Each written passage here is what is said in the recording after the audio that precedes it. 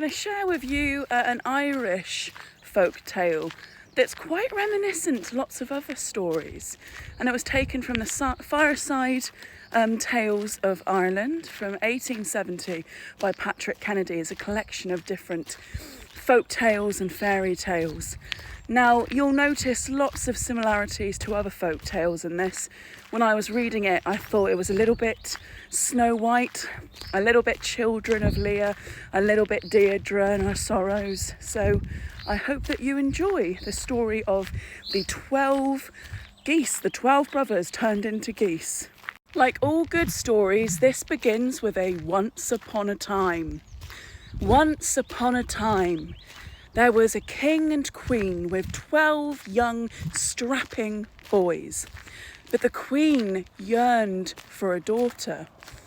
So deeply felt was her anguish that looking wistfully out the window one day, she saw a calf butchered by the butcher, and a raven landed next to it. And she said, "I wish for a daughter with skin like the snow outside, with hair black as a raven's wing, and with lips as red as the blood from that calf. And I would give up all 12 of my boys for a daughter." Well, no sooner had she uttered those words than an apparition of a crone was before her. Angered at such a statement, this old woman said, "That is a foul thing to wish for. And so it is that I will take all 12 of your boys. You will bear a daughter. You will have a daughter. And as soon as she enters this world, your 12 boys will disappear." Well, the queen took the child to term and brought all of her sons into the room with her and locked the doors. Had the doors guarded by many men.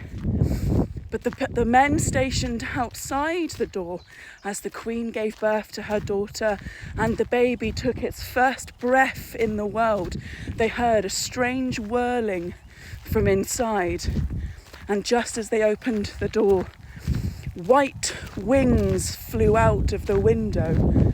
The 12 boys disappeared in the form of geese. The queen never told the king of what she had wished for, and never told him of her part in their 12 sons' disappearance. And the poor man became desolate, distraught at the disappearance of his 12 young boys. But they raised the young girl, and a beautiful little thing she was, clever, smart, kind, with skin as white as the snow, hair as black as a raven's wing, and lips the colour of that red calf's blood. And when the girl was 12 years old, she decided to ask her mother, implore her mother, what really happened to her brothers. And when told of the truth, the young girl set about collecting provisions for a long journey, and she went into the woods to look for her lost brothers. She packed fruits, nuts, sweet meats, and one day she found a house in the middle of the woods. And inside that house was the place setting for 12 people. 12 plates on the table with cutlery, 12 cups for a drink. And just as the sun was setting and the day was ending, in flew 12 birds that became 12 young men. And upon seeing her, they were stricken with an anguished look, all 12. And they said, "What misfortune has brought you here, young miss? We swore an oath 12 years ago that the first young woman we should see, we should fell her on the spot." And of course the young woman says, "But I'm your sister."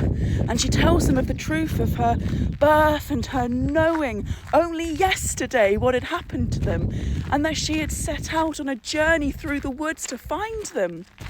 And so they stilled their hands, for truth be told, not one of the 12 would have acted on such a vile oath. They could not bring themselves to hurt the young woman, even if she was not their sister. And when one of them cried out, "Well, what should we do?" Again, an old woman appeared behind them and said, "You shall break that wicked oath. And if you had raised an uncivil hand towards that girl, you would have been birds forevermore." It was a test, you see, as many of these stories are. And so, the young girl joined her brothers and heard of their plight, that they were birds in the day, and they were boys and men again at night. I didn't mean for that to rhyme, but... And the old woman gave the young Snow White a task. You must make 12 shirts for your brothers. 12 shirts made of flowers from the moor next to the forest. It will take you 5 years to do, 5 years to collect up all of the materials and to stitch these shirts together for all 12 of your brothers. And in those 5 years, you must not speak, you must not laugh, and you must not cry. And the latter was the most difficult promise to hold. And so for 3 years, this young girl, now 15 or 16, collected the materials she needed to spin 12 shirts for her brothers. 8 of these shirts had been made at this point, when one day a fine hound comes running up to her in the garden outside of the wooden hut in the middle of the woods. And it bends its head to her knee and licks her face and hair. And then, not long behind the beautiful hound, was a fine young prince. And this fine young prince took one look at the young girl and was smitten. And he asked her again and again and again to come back home and be his bride. For it turns out he was soon to become the king and she would be queen. Well, many times she denied him. She could not speak, she could not laugh, and she could not cry. So she spoke in signs, getting her point across. But everyone could see that these two young people were quite in love. And eventually she agrees to be his wife. And so she gathers up all of the materials that she will need in a great basket, and she brings it with her to the castle so that she can continue to spin the shirts for her 12 brothers. Remember, 4 more shirts were needed to be made. She did not speak, she did not laugh, and she did not cry. And yet, as I said, all could see that these 2 young people were quite in love, and so it didn't take long for them to be married.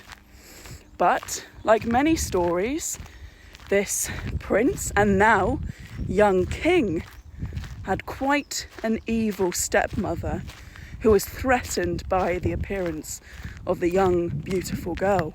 And so she took to plotting and scheming the downfall of this young couple.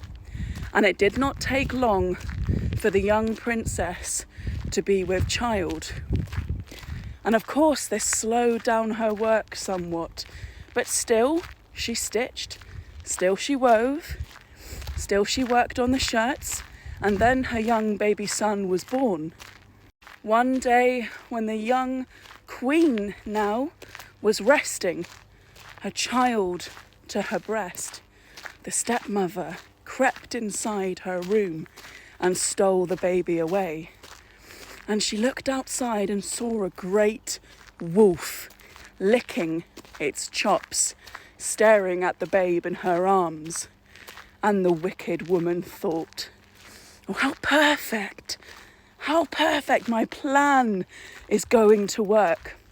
And she gives the child to the great wolf, and off it takes the babe in its great maw and runs off into the woods.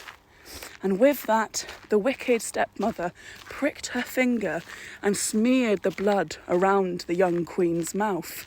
No sooner had she done this than she took to wailing, running through the court, telling the tale of the queen who had eaten her young babe. And she spoke poison words into her young stepson's ears, but he would not hear it. He would not believe that his young bride had done such a terrible, evil thing.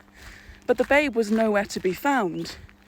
And so they mourned the loss of that child, the king believing that it had simply fallen from the window in his wife's sleep and a wild animal had run off with it, not knowing that that was only half of the truth.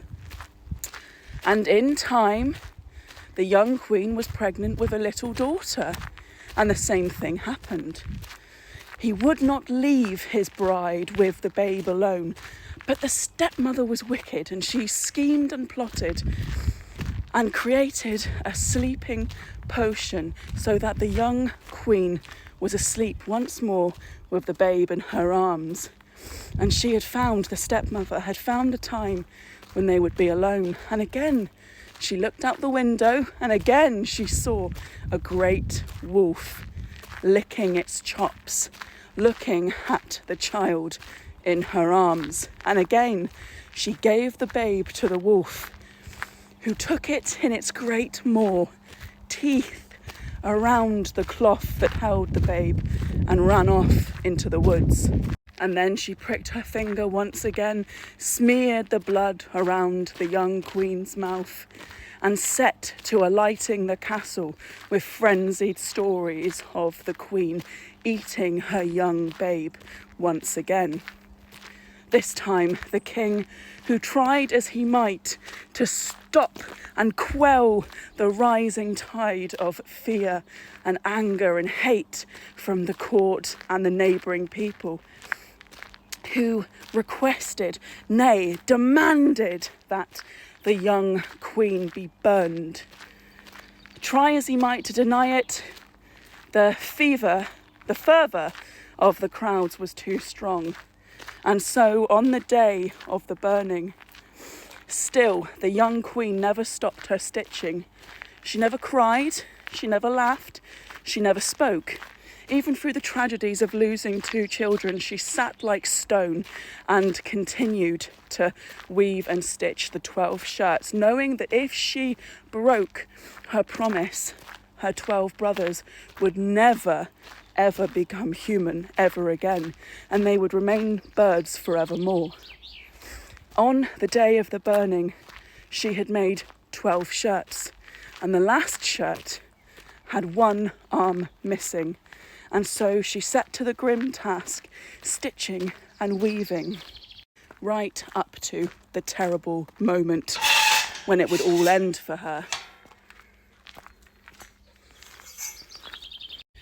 And just as she was finishing the very last stitch of the last arm of the last shirt, she cried out in anguish, "I am innocent! Call my husband!" And no one had ever heard the young queen speak before. This was momentous. Something mystical, magical had happened. But one of the crowd did not heed her call and lent a torch beneath her. But before she could begin to burn, 12 geese flew in, feathers fluttering, and they circled the young queen, who threw 12 shirts on them, one after another. And as she did, these 12 geese became 12 very handsome young men, some of the most splendid men that had ever been seen in the kingdom.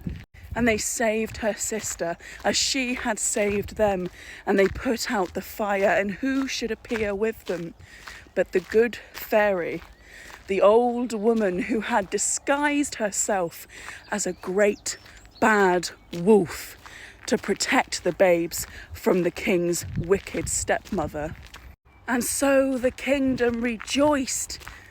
This young king and his young bride reunited with their 2 babies, and the 12 brothers of the neighbouring kingdom restored to their human selves once again. But it isn't known what happened to the evil stepmother. And the story ends with And if she wasn't trampled by horses, then she should have been.